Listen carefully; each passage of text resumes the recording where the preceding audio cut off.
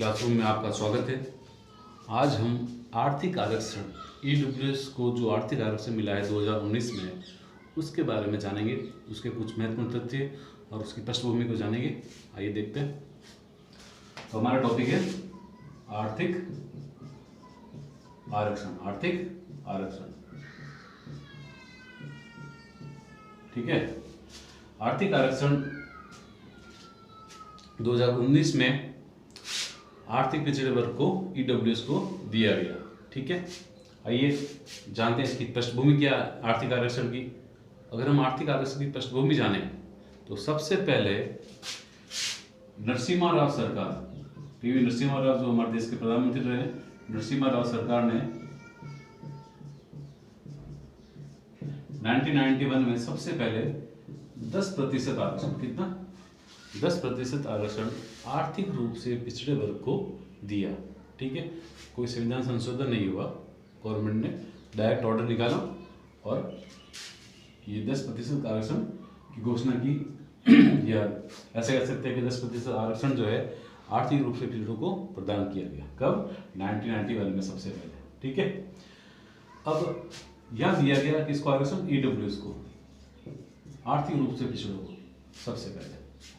इसकी पृष्ठभूमि क्या थी? तो इसकी पृष्ठभूमि थी ओबीसी को आरक्षण, जो आर्थिक पिछड़ा वर्ग, अन्य पिछड़ा वर्ग है, उसको आरक्षण इसकी पृष्ठभूमि थी, ठीक है। अब जो ओबीसी हैं उस आरक्षण को अपन एक बार देखते हैं, उसकी हिस्ट्री में जाते हैं।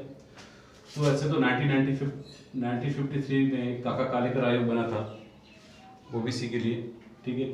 फिर 1978 में मंडल आयोग, कौन सा? मंडल आयोग बना, ठीक है।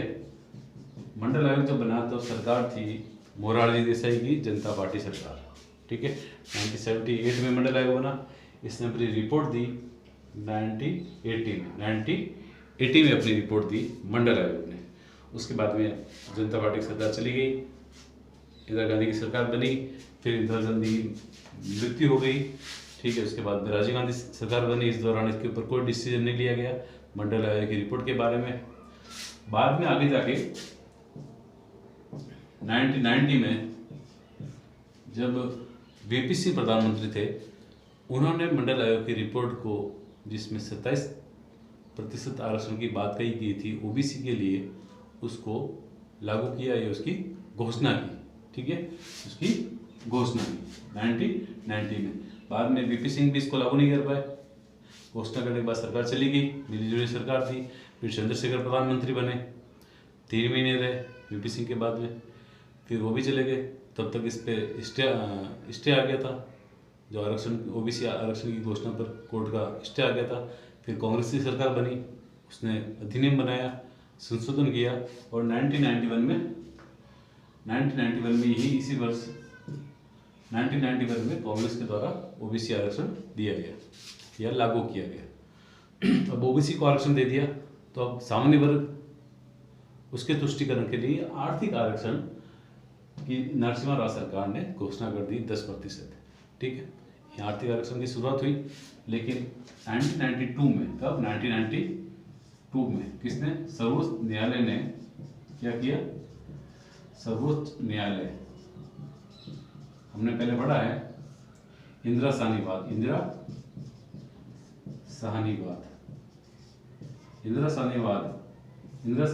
बनाम भारत संघवाद में आर्थिक आरक्षण को क्या कर दिया?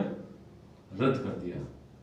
आर्थिक आरक्षण को रद्द कर दिया इंदिरा साहनीवाद में सर्वोच्च न्यायालय ने, ठीक है, जो कि नरसिम्हा राव सरकार ने दिया था। इसी के साथ साथ सर्वोच्च न्यायालय ने और भी डिसीजन दिए, यानी कि आरक्षण की सीमा, जैसे हमने पहले पढ़ा है कि 50% निर्धारित कर दी गई। बैकलॉग का हमने पढ़ा है, बैकलॉग का निर्धारण किया गया। बैकलॉग की शुरुआत हुई, जो हमने पहले पढ़ चुके हैं इसके बारे में। और इसके सिवा क्रीमी लेयर का प्रावधान ओबीसी के लिए किया गया, ठीक है। 50% सीमा तो हो गई और क्रीमी लेयर की अवधारणा यहाँ से शुरू हुई, ठीक है। अब देखिए 1990 तक तो आरक्षण ST/SC वर्ग के लिए था लगभग 22% के आसपास, ठीक है। उसके बाद में ओबीसी की शुरुआत हुई, फिर ईडब्ल्यूएस आर्थिक रूप से पिछड़ा, इकोनॉमिक वीकर सेक्शन, इस आरक्षण की शुरुआत करने की कोशिश की, लेकिन सर्वोच्च न्यायालय ने डिसीजन दिया और आरक्षण को रद्द कर दिया। ये बात हो गई 1992 तक। अब 1992 के बाद हम आते हैं 2019 में, पिछले वर्ष में, जब जो मोदी सरकार है इन्होंने 103वें संविधान संशोधन अधिनियम, 103वां संविधान संशोधन एक्ट जो है, कॉन्स्टिट्यूशन अमेंडमेंट एक्ट, इसके द्वारा ईडब्ल्यूएस आरक्षण को लागू किया। 103वां संविधान संशोधन अधिनियम, और ये विधेयक कौन सा था? 124वां विधेयक,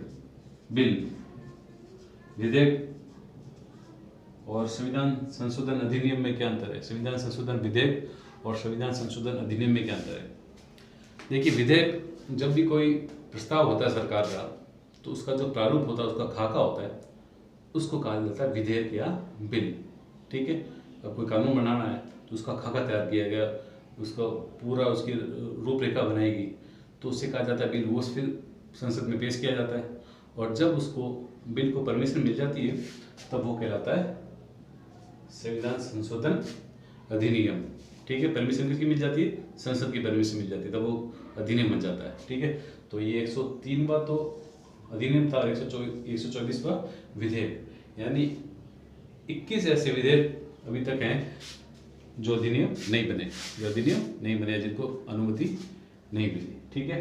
तो ये था अंतर अधिनियम और विधेयक में। ये सिन्हा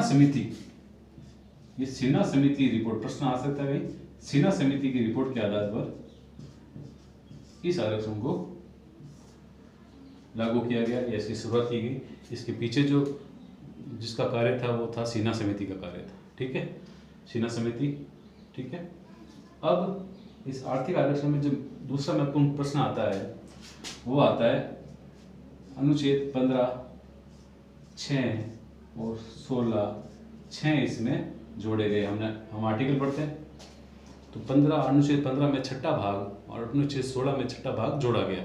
अनुच्छेद 15 जो शिक्षा में आरक्षण का प्रावधान करता है, और अनुच्छेद 16 जो सरकारी नियोजन में, सरकारी नौकरी में आरक्षण का प्रावधान करता है। इन दोनों में संशोधन किया गया, इन दोनों में एक अलग पाठ जोड़ा गया, और आर्थिक पिछड़ों के लिए शिक्षा और सरकारी नौकरियों में आरक्षण प्रदान किया गया। राजनीतिक आरक्षण नहीं, शिक्षा और नौकरियों में, ठीक है। और प्रश्न आ सकता है यही, तो आप 15(6) जोड़ा गया, 16(6) जोड़ा गया, सिन्हा समिति की रिपोर्ट, संशोधन कौन सा था? 103वां, विधेयक कौन सा था? 124वां, और जो शब्द जोड़ा गया था वो था आर्थिक पिछड़ा शब्द जोड़ा गया। जैसे हमने पहले पढ़ा है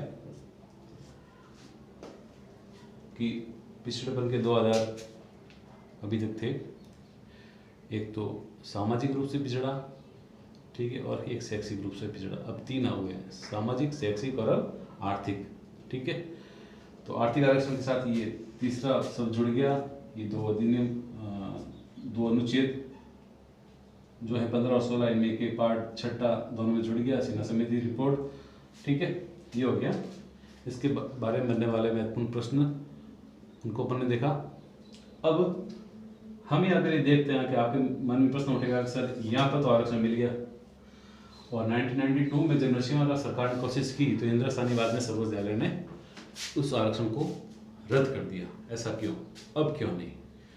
तो जब वो आरक्षण रद्द किया गया, ओबीसी आरक्षण मिलने के बाद में जब आरक्षण दिया गया तब सर्वोच्च न्यायालय ने उस आरक्षण को रद्द कर दिया, तो उस समय संविधान में कोई संशोधन नहीं हुआ, संविधान में कोई संशोधन नहीं किया गया, ठीक है।